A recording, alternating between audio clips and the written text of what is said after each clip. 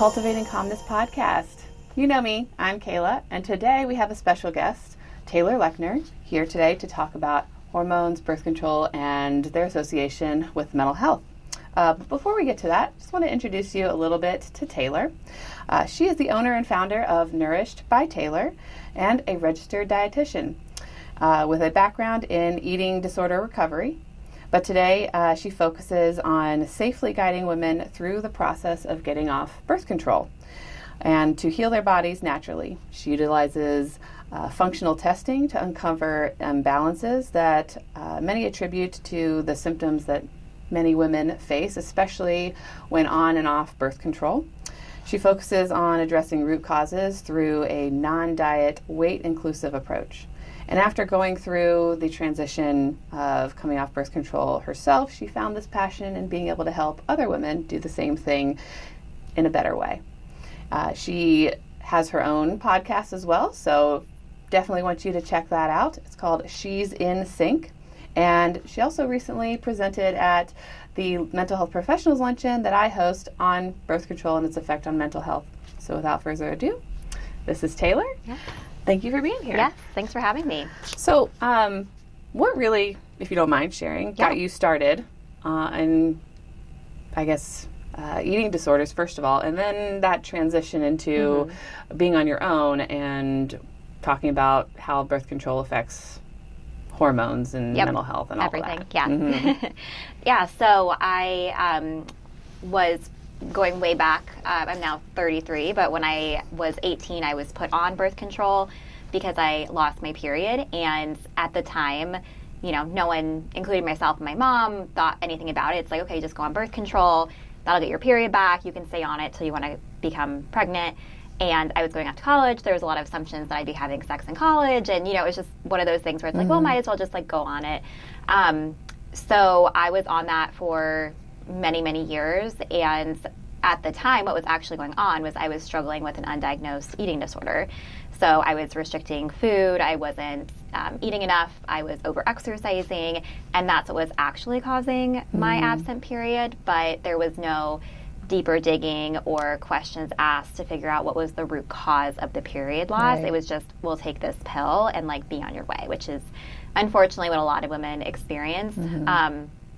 So my relationship with food, and I was able to heal my own relationship with food, exercise, body, and so that's what really spurred me to want to work with eating disorders because I didn't want other women to have to go through what I did. And so I was in eating disorders for many years, and I thought that was going to be my career for the rest of my life. I was like, I'm just going to, you know, work here forever. I love this. And then fast forward 10 years, I was listening to a really random podcast, and there was a guest on there, Alyssa Vitti, or I need to figure out how to pronounce her last name, but Vitti. Yeah. But she is a women's health expert, and she wrote the book In the Flow and Woman Code, lots of really great resources. But she was on this podcast that I was listening to talking all about the negative side effects of birth control and how you're not actually having a period on birth control. And so I remember just sitting there and my mind was blown because here I was.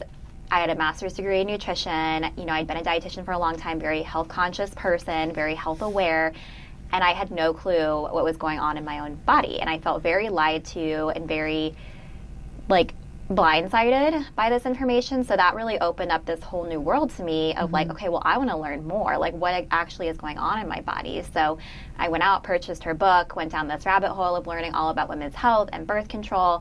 And I realized that there was so much harm being done, and that first and foremost, the reason I was put on it wasn't actually solving the problem. Yeah. I wasn't getting a true period on birth control. I was getting an artificial pill bleed. And you know, it was making other things worse behind the scenes. So I made the personal decision after researching and educating myself to come off.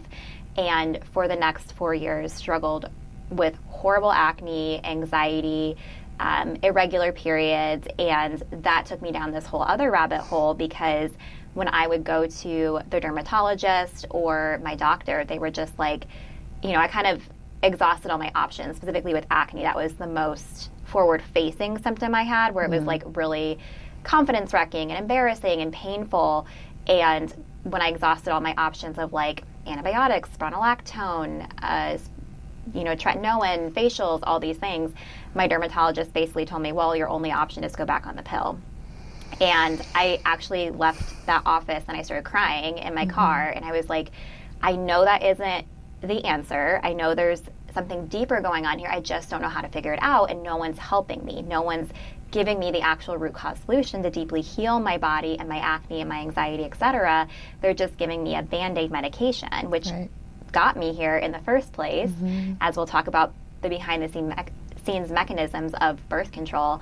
So that's when I went into the functional nutrition space, and I got advanced training from a functional dietitian and graduated from that. And that's when I just started seeing all of these gaps in even the eating disorder space, where I just felt kind of stifled of like all these women were coming in with hormonal symptoms. One, of course, because they were under fueling, but two, they were just being given medication after medication to help, but that wasn't actually solving the problem. So I just felt like I couldn't help women in the way that I wanted to, which is what's resulted in me transitioning out of the eating disorder space and opening my own business, which is Nourished by Taylor, which I do now, to really help women get to the deeper root cause of hormonal symptoms and also transition to come off birth control so they don't have that negative experience that I did. So all of my career paths have been, I'm very grateful that they've been spurred by my own passion, my own experience, and that's what makes it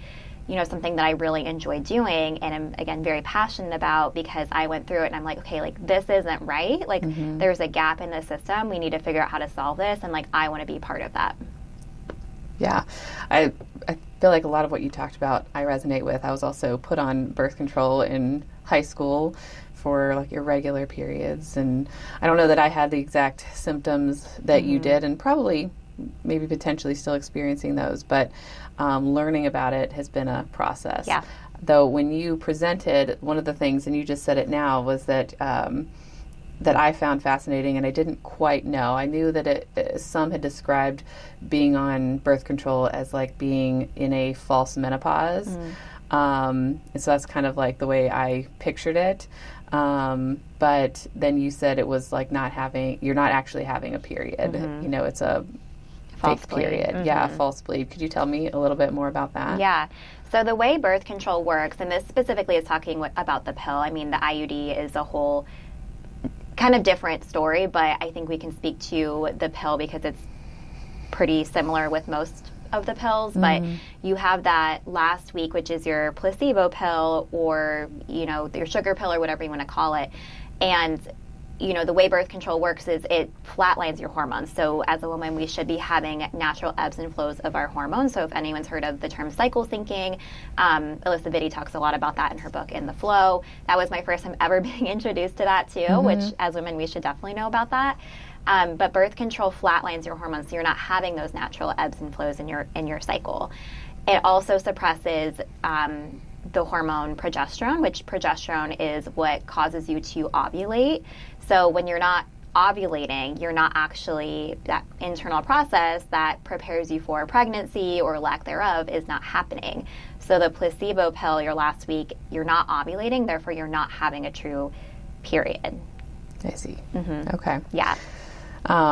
So when it comes to like all the different ways things are working, like obviously you were experiencing a lot of anxiety coming off of birth control. Can you talk about like the way that like you've found that works with people, and what's really the root cause of that, like what's really happening when you rip that birth control out of their system? Yeah, so there's lots of internal mechanisms, which is why I really rely on functional testing in my practice, because there could be so many different things going on. I'll speak to a couple of the big ones that I see in my practice. So first and foremost, and my favorite one to talk about, is high copper. Okay. So copper is an essential mineral. It's a mineral that we need. But copper rises with estrogen. So when someone's being pumped full of artificial hormones for, let's say, like for me, 10 years, and most of the women that I work with, they've been on birth control for 10 plus years. That is raising estrogen. Your body birth control also impacts your detox pathways, so like your gut, your liver, so your body has trouble detoxing that estrogen. It can also, with that rise in estrogen, cause high copper because they have a synergistic relationship. High copper can cause inflammation, and it manifests into different symptoms, and a lot of times it manifests in a way of mental health because excess copper is stored in your brain when there's too much of it. So anxiety, depression, ADHD type symptoms, brain fog, fatigue, insomnia, those are things that I see a lot. And then if we go a step further beyond just mental health, a lot of aches and pains in the joints. A lot of times I see clients with acne, because it's inflammatory, PMS, PMDD-like symptoms, mood swings, those types of things too. But I see high copper, I want to say, in like 75% of my women, and that's not something that anyone is talking about. That was something specifically in my functional nutrition training that I got, that I learned about, and it makes so much sense because of that rise in estrogen and your body's inability to detoxify it, because your body can't just get rid of that, especially if it's been kind of building up over all these years. So that first and foremost is something that I look at with women. And then another thing is your gut. So 90 to 95% of your serotonin is made in the gut, which is a calming neurotransmitter. And birth control disrupts your gut microbiome in a variety of ways. So it causes the proliferation of bad bacteria, decreases the ability of good bacteria to thrive. It also causes inflammation. So it can, what's commonly called leaky gut, it's technically intestinal permeability, where, for anyone not familiar with that, it's where the tight junctions in your gut lining become permeable, or there's bigger spaces between there. So food particles, things like that are meant to stay in the intestines can go through into the bloodstream, and that can impact your mental health as well. So there's lots and lots of ways from a gut standpoint, from a high copper standpoint. And then there's also research showing that birth control impacts the structure and function of your brain. It blunts cortisol, kind of leading you in this like inability to manage stress when it comes at you. So there's a variety of ways that it functions. But those are some of the things that I kind of talk about and see the most in my practice. Okay.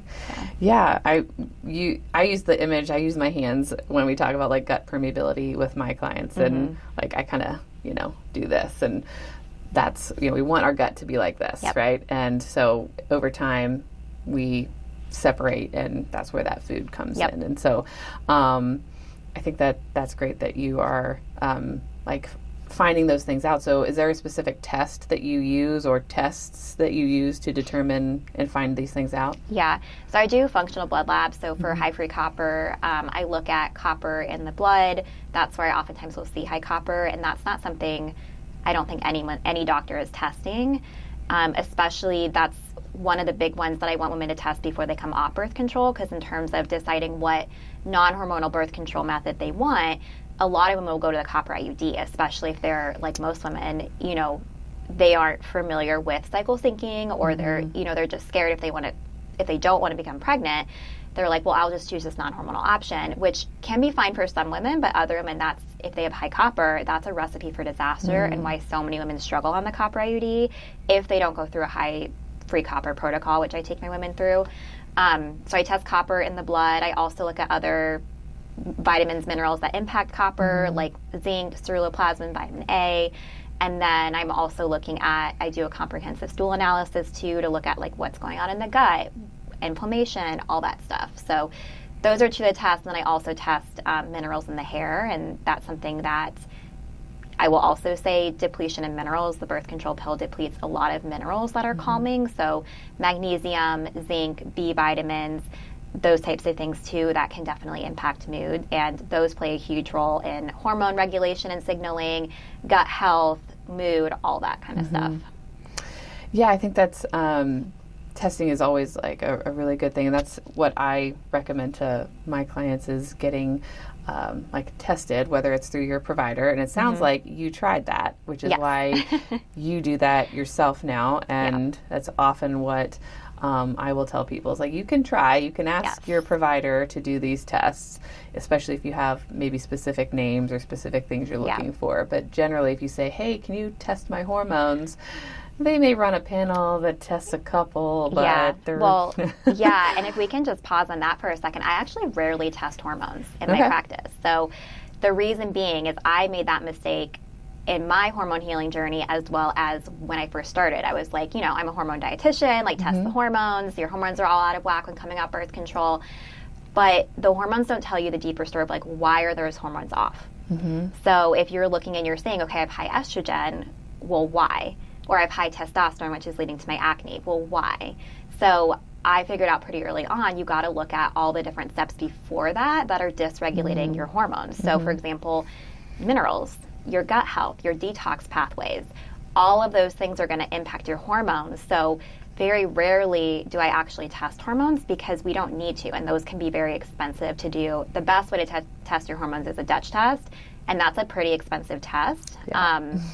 So most of the time, again, I don't need to if we're doing all these tests beforehand, because if you just look at hormones, it's leading to 10 more questions versus getting answers. And the other thing as well is running the right tests, kind of speaking to that, but then also interpreting them the right way. So when I was struggling really bad with my post-birth control syndrome symptoms, which post-birth control syndrome is, all the hair loss, irregular missing periods, painful periods, infertility, acne, all of those things fall under what's called post-birth control syndrome, which is also something I don't think people know a lot about or doctors don't recognize.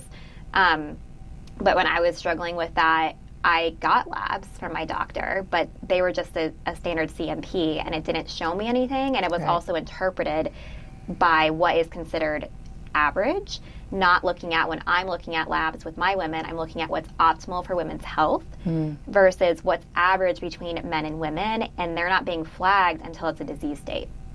So, for example, my liver enzymes were considered normal, but then when I went through this additional functional training and I was looking at labs in a different way, I was like, oh my gosh, these are like 3 times what they should be for optimal liver function for a woman. So that showed me I needed to do some serious, which makes sense, some serious liver support. And those are still something that I monitor now on my own. And it's funny we're talking about this because just last week I ran some additional blood labs myself. As a dietitian, I can run them, obviously, but they aren't covered by insurance. And that stinks. But when I asked my doctor, when I was going through this functional training, I was like, hey, I would like these labs run. Can you run these for me? And can some of them go through, to see if some of them would go through insurance? And she flat out said, I don't work with functional providers, basically refused. And that was another instance where I just was like, screw you, I'm just going to do it myself. So kind of being now that I'm saying this out loud, it's really shot down a lot of times. And I think that put further fuel to the fire of okay, this is exactly why I want to do what I do now, because this is such a need. And I see so many women struggling with this and just not getting the support they deserve. So I, to this day, will run labs in myself, and they're not covered by insurance. But honestly, to me, my health is my priority, and it's important to me to feel my best, and that impacts my relationships, my business, my life. And so I would rather pay out of pocket for those things and know that I'm doing what I need to do for my body versus being declined and not getting those answers. Right. Yeah, it's extremely frustrating. I don't take insurance as a provider. And there's lots that we could talk about related to that, but we're not going to get into that today. But that's a conversation I have with a lot of my clients is you can try to go through your provider and you can see if it'll be covered by insurance. It's most likely not going to be, depending on the relationship you have with your provider. There are some good ones out there, but unfortunately I think many fall into what you've experienced, what I've experienced, is that those things aren't going to be covered. We won't even touch that. We won't run those tests because there's other things at play. Right, exactly. And a lot of times, this isn't to bash on doctors. It's, really they aren't first and foremost, they're not trained to read those labs. Yep. So a lot of times if they don't know how to read it, they're not going to run it. Because, I mean, I guess they don't know what you're going to do with it, or they just don't know what to say if you ask questions about it. So like for copper, for example, they're not running that. And that's so important, like I said, to decide what birth control method you're going to use after stopping. So that's one that I think should be run on women stopping birth control. And also they won't run, they're only looking at isolated labs too, versus I'm looking at the whole body of like, okay, how is the gut functioning? How's the liver? How are your minerals? Like versus looking at, oh, you have bloating. Let's do a colonoscopy. We can't just look at one body system in isolation. We have to look at how it all interconnects, because it does all interconnect. And like mental health is a great example of that. It's not just one thing that's causing your anxiety. We have to look at, okay, like what's your lifestyle? What's your labs? What's your food intake? Like what's all these different facets of it. And so sometimes, and you may have some recommendations, but because those tests are really expensive, sometimes we have to like save up for them or pick and choose which one may be best first, etc.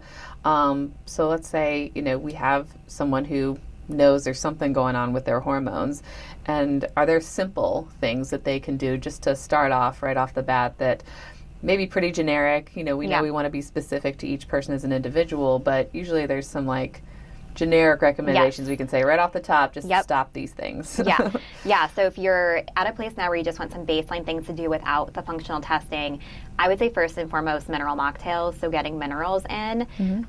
People always ask me what supplement should I be taking, and I am very apprehensive about recommending supplements without testing, because I don't want people to waste their money. And I also, because of these interactions with things, I don't want to make things worse if we don't know. So I would rather start people off with whole food recommendations, and the first one is mineral mocktails.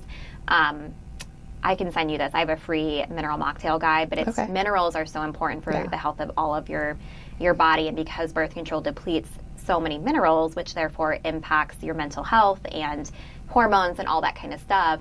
That's the first step, and it's just like a fun way to incorporate. It's like different recipes and stuff that have magnesium, vitamin C, sodium, potassium, all that kind of stuff. So incorporating 1 to 2 mineral mocktails, making sure that you're eating enough throughout the day. That's something I see a lot of women intentionally or unintentionally under-fueling. So I work a lot with my women of like, okay, we need to be eating within an hour waking up, even if it's something small. And then every couple of hours, I'd say 3 to 4 hours, we should be eating for stable blood glucose. Because if you're having those dips and spikes in blood glucose, that's going to impact your mental health and just how you feel. And a lot of women aren't doing that. They're kind of like starting the day with coffee, and then they're like not eating enough, or they're having like an imbalance of foods. And I will also give a special shout out to carbs and fat, because there's this big high protein trend going on, which yes, protein is important. I believe in that, but it really irks me, going back to my non-diet roots, of like 30 grams of protein and protein. Your body needs carbs and fats. And a lot of women, I have one client who I'm working with now, and that was a huge driver in her PMS and her anxiety after coming off birth control, is she was just eating too much, like not too much protein, but she wasn't eating enough calories in general, but also not eating enough carbs and fats. The balance was off. Yeah. And so that was a huge driver in her PMS symptoms and her PMDD-like symptoms. Okay. Yeah, I mean, there's all the different fads out there and different diets. What about fasting? I was just talking to someone else on my podcast about this. I personally am not a fan of intermittent fasting because of its impact on blood sugar, and also how it can impact your relationship with food. So I have seen just through clinical experience as over 10 years of being a dietitian that it tends to not actually produce the results that you want. And the thing we have to remember too is a lot of these studies on diets are done on men. Because, I mean, we can go on a whole tangent about this. I will refrain, but women are too complicated because of our fluctuating hormones. Versus men, they have a 24-hour cycle. We have a 28-day cycle when we're not on birth control. And so studies have been either done on mostly men or women on birth control, because they're more simple to study. And so a lot of this research is based on male test subjects or women who don't naturally cycle, versus I think women really need adequate fuel throughout the day for a variety of reasons, for energy, for skin health, for hormones, gut function too. If you're intermittent fasting, I mean, that can lead to bloating. It can lead to just lots of things going on in the gut, which I'm sure a lot of listeners can relate to. So I'm, long story short, not a fan of intermittent fasting, especially for the women that I work with, because most of them, not most, I would say a lot of them are under fueling in general. And so if we add intermittent fasting, that just makes that worse, and that's not going to help their ultimate goal. Yeah. You're not alone, I think, in the intermittent fasting world. And there's definitely across the spectrum, you know, some people are all for it, some people are all against it, and there's some people that are, you know, kind of in the middle, depending on the person. And I think that that's important piece here, is that every person you see, every person I see, we want to treat them as individuals. You know, it's not the same type of treatment for each person. You don't probably, I'm guessing, give everybody the same list of tests you want them to take. You're going to hear them out, try to understand where you suspect their root cause is coming from, and test in that direction. Yeah, and I will say, over the past, because my business is about a year and a half old at this point, and after I was calculating it the other day for a podcast that I just did, it just launched today, but it was my 4 steps for coming off birth control smoothly, and I was like calculating, okay, how many women have I supported in this capacity, and it's been 25, and I was like, or 24, and I was like, that seems like small. Should I even say that? And then I was like, that's in a year and a half. That's like a lot, given that women work with me for anywhere from 3 to 5 months. You know, so over that time with supporting that many women, I have really found that there's specific tests that I do look at. Like, I do look at copper, I do look at minerals, I do look at the gut, and there are some variabilities depending on the person's symptoms, but I found kind of a strategic way of like, okay, pretty much everyone needs these tests. So that's what I kind of incorporate in my VIP one-on-one coaching for women. Okay. Yeah. So I think that all of these things obviously affect our gut. When our gut is affected and we have that gut permeability, that leaky gut, as you said, it starts to affect like our mental health. Obviously, our physical health affects our mental health, and a lot of people say our gut is our second brain. I may sometimes even just say it's probably our primary brain. You know, because what we feed it, what we feed ourselves feeds our brain. And so when it comes to like the stress management, as you said, or the anxiety or depression, or some of those more like mental health specific symptoms that you may see in your clients, when they're starting to like come off birth control, or maybe they've been off for a while, are there any specific like recommendations you have for things that people can do when they start to notice those symptoms, or they're hearing this conversation, they're like, oh, I have all of those, and I did do that, or I am on birth control, and what can they start to do?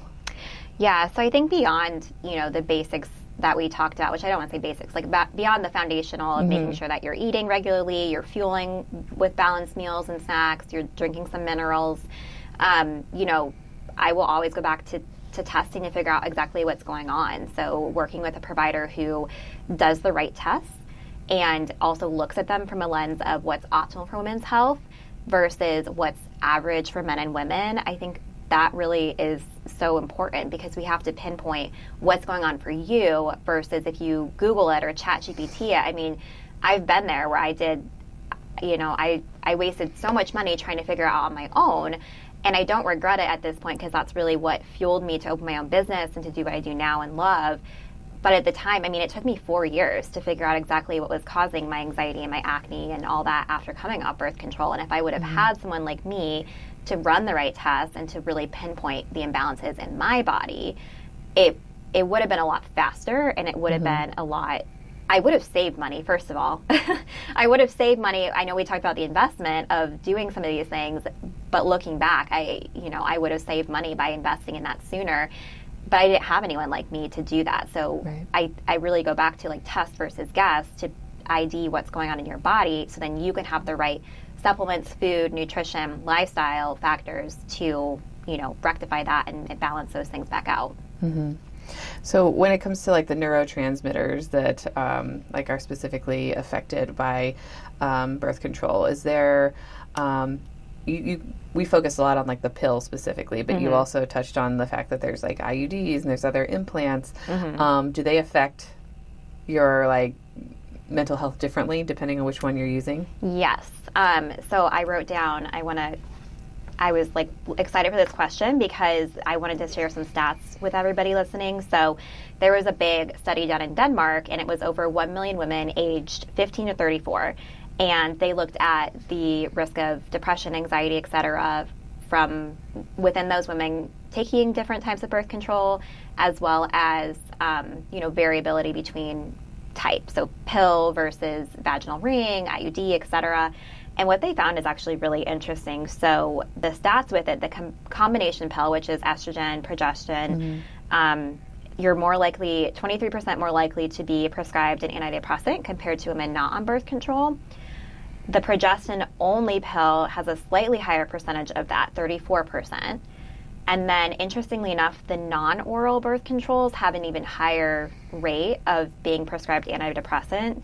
So the patch is 100% compared to women not on the patch. Vaginal ring, 60%, and the hormonal IUD, 40%.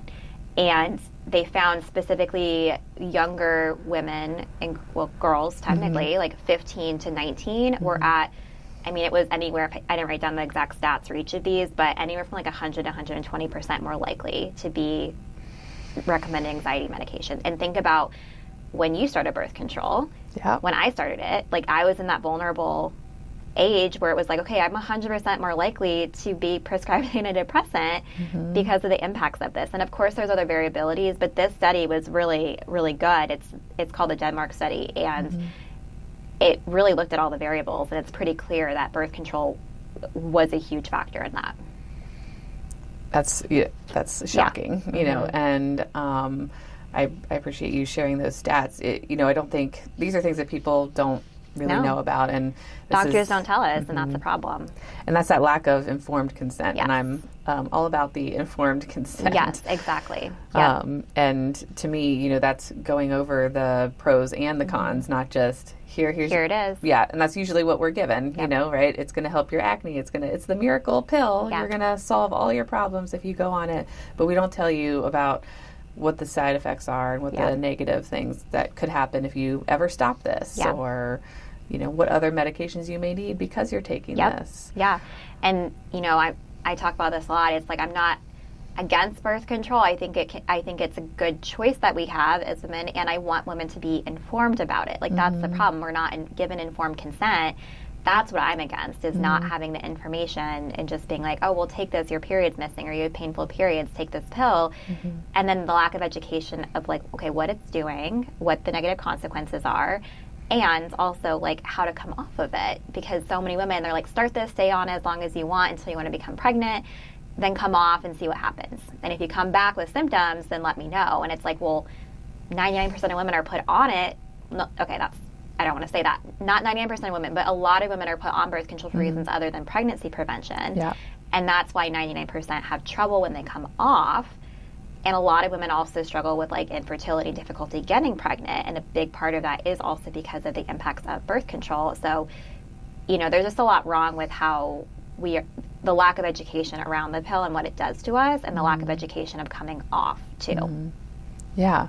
And I think in going along with like the depression and anxiety medications, there isn't a lot of informed consent on those either. And I'm even learning still today just about the what they're really doing in your system. Your understanding is like, I'm depressed, so I need more serotonin, so here's your antidepressant that's going to give me more serotonin. That's not actually what it's doing. And you don't know that, and so it's you having to educate about like, well, you can also increase your serotonin by doing XYZ, by eating certain things, by exercising in certain ways. And to your point, like if your gut is all messed up, you can eat all the food that has all the serotonin in it that you want, your body is still not going to take that in. So it is like, it's not just a one change is going to fix all your stuff problem. And I think that's what a lot of people want, right? They want that pill. Take this pill and my problems go away.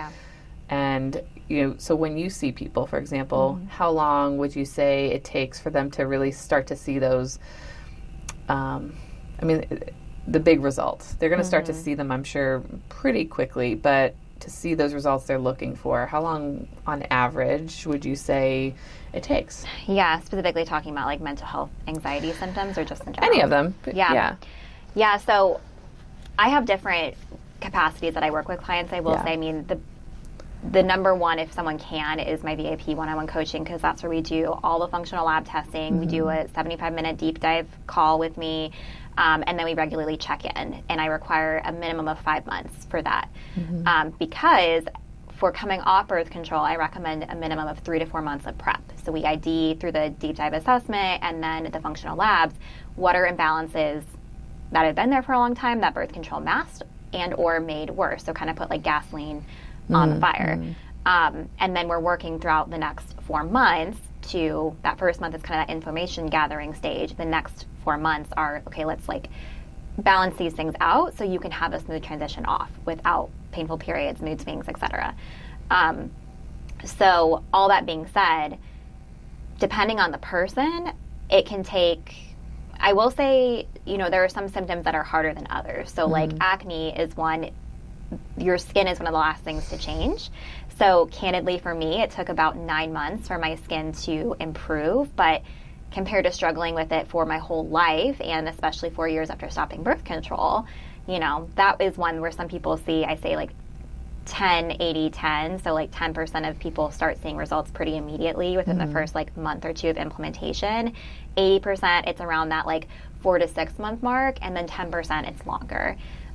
For mental health, if, for example, we ID like high copper, I have a lot of clients who feel better pretty soon after that because their body is just responding. It wants that inflammation out. It wants to detox that copper. So once we give it the right tools to do that, I have one client who, she messages me almost daily and I love it, but she's like, I'm so much less anxious. Her copper, for reference, I like to see it at like 100. Her copper was 186. So almost double what it needed to be. And I do see that a lot with my birth control women, is 170s to 180s is common. So there are some people who start to feel better pretty immediately. But I would say on average, like the 4 to 6 month mark is when we start to see like real traction. Okay. Yeah. So doing this process takes time. Many months. Yes. And for some, like it's years long, even for yourself, right? And you were doing this on your own, trying to figure it out. Yeah, I was trial and erroring on myself. So yeah, if you had someone like you, it may have been a slightly faster process, but the body can only do what the body can do. And that's why sometimes it takes time. There's only so quickly things can detox from your system that things can get back to a regulated state. Yeah. Well, and a lot of times when we're doing these labs and we're seeing all these imbalances, I talk with clients, I want to set the expectation up front. Like, this is not a quick fix. And just like I'm sure with you and your clients, you're like, this is going to take time. Like, we need to process through these things. Your body has to process through all these things, and we need to give it time and space, and we need to do it in a strategic order. So, for example, we can't just jump into, and that's why it's important to look at the whole body. Like I was saying earlier, we can't just jump into like a gut killing protocol if you have overgrowth. We have to support your foundations, make sure you're eating enough, you're managing stress, your mineral status is good, because if we just jump into a gut killing protocol, like that's going to make things worse. And so I oftentimes will talk with clients and use like phases to show them like, okay, like phase 1 is this foundational support. We're going to replenish minerals. We're going to use strategic supplementation. We're going to focus on specific foods, mineral mocktails. Phase 2 is we're going to do a copper detox. Once your body is supported, your liver is supported. Phase 3 is like gut stuff. So we're really hitting it in order so that it makes sense to your body, so everything is ready to go, and so that it's optimized versus jumping ahead steps and making things worse, or kind of like making us stagnate. Right. And so we can't just fix our mental health by like necessarily taking a pill or even just going to therapy. And that's what I tell people is like, we can talk about your trauma and your depression, etc. all we want. It doesn't fix your hormones or your gut health or, all these other things that are going on. And so I often encourage my people to make some of those changes. And we talk about some of them, in our sessions, kind of like what you've talked about. And then if they're able to, are like, let's get some testing. Let's get hooked up with people that can do that. Now, do you only work with women that are coming off of birth control? Do you work with people who just want to regulate their hormones, who aren't on birth control? What's your like kind of niche? I mean, I know your niche area, but who do you not see and who do you see? Yeah, so I work with a lot of, and like I said, I have different kind of offers. I would say like my niche, yes, and my big passion and where I'm really specialized in is helping women transition off of birth control. But I do also work with women who have come off birth control and they're experiencing those symptoms. So I do see a lot of women who have stopped birth control and they're having really painful periods. They're having anxiety, their periods MIA, or they're experiencing acne. Like, I still work with a lot of women who want to just balance their hormones. I would say the population that I'm not specialized in and that I refer out is fertility. So if someone has come off birth control and they're struggling to conceive, I'll refer out to a fertility dietitian, or menopause is one where that's a different ball game. And so I know some of it, but at the same time, I'm not an expert in it. So that's where I'll refer out to a different specialist. And then do you work with men? I do not work with men at this time. Yes. I just thought I would ask. Yep. I want to stay within my specialty. Yeah. With women's health. Is there a type of birth control you would recommend? Yeah. So non-hormonal birth controls, I mean, the gold star, I would say, is the fertility awareness method, which is monitoring your temp, cervical mucus, some other factors just to really get in touch with your body. And that can be really empowering, and it can help you just learn more about your hormones in your body. And that is scary for a lot of people. So I know when I was coming off of birth control, I chose the copper IUD because it was non-hormonal. I didn't know about copper or anything like that. For me, it works well. So I would say if someone doesn't have high copper, if they're supporting their body with like vitamin A, with cofactors and stuff like that impact copper, the copper IUD is a good option for some people. For other people, it's not. So that's where just really figuring out what works best for you and getting that testing before you start is really helpful. But if you want, if you're like, I want to go all natural, I don't want anything in my body, fertility awareness method is great. I actually have a whole episode of my podcast where I have a fertility awareness coach come on, Vicky Shahadi, and that's what she does. She teaches women how to, cycle things. She teaches women when you can get pregnant, when you can't get pregnant, and she takes you through this whole step, all of this method that she has created. So when my time is up for my copper IUD, I will be doing that instead, personally. But at the time, I was still in my learning phase, and I was like, I definitely don't want to get pregnant, and I need something that's effective. But I would say copper IUD or the fertility awareness method would be my choice. Okay. Yeah. Is there kind of anything that you feel would be really important to share that we haven't gone over today? I think we covered a lot. I would say the only last thing I would say is just advocating for yourself. And if you feel like something's off, but you keep being told, oh, that's normal, that's just part of being a mom or a woman, or, I think there's a lot of noise around that of like, it's just normal to feel bad as women for whatever excuse reason, and just being given a medication as an answer. If you feel like there's something deeper going on, if you have this like intuition, or you're listening to this and you're like, oh my gosh, like I didn't realize that I don't feel the best, or that birth control could be playing a role or did play a role in coming off of it, I still might be reeling from those types of side effects, then you're right, because you need to advocate for yourself and or find another provider, find someone who specializes in it to get the right testing and right prescription for you. You're individualized, because there is no one size fits all. So that would be the last thing I say is if you know something is wrong, it is, and regardless of if someone's telling you it's fine or your labs are normal or whatever, there's something deeper actually going on. Yeah, I really appreciate that. I think that's something that we could do a better job at. And it's hard to go to people who are in theory like superior or know more. Yeah. But we know our bodies best. Yep. And so I definitely appreciate that. Yeah. I thank you so much for being here today and sharing all of your knowledge with us. I feel like I I learned a lot when you presented at our at the luncheon, and I feel like I'm still learning from you today. And the book that you had recommended, was it In the Flow? In the Flow is a good one. And then if you want to specifically look into mental health and birth control, Sarah Hill has a book called This Is Your Brain on Birth Control. Yes. That's another that's a dense one. I have not finished the whole thing because it's definitely one I have to take in bite-sized chunks, but very good, very sciencey, very in-depth with how how birth control impacts the brain specifically.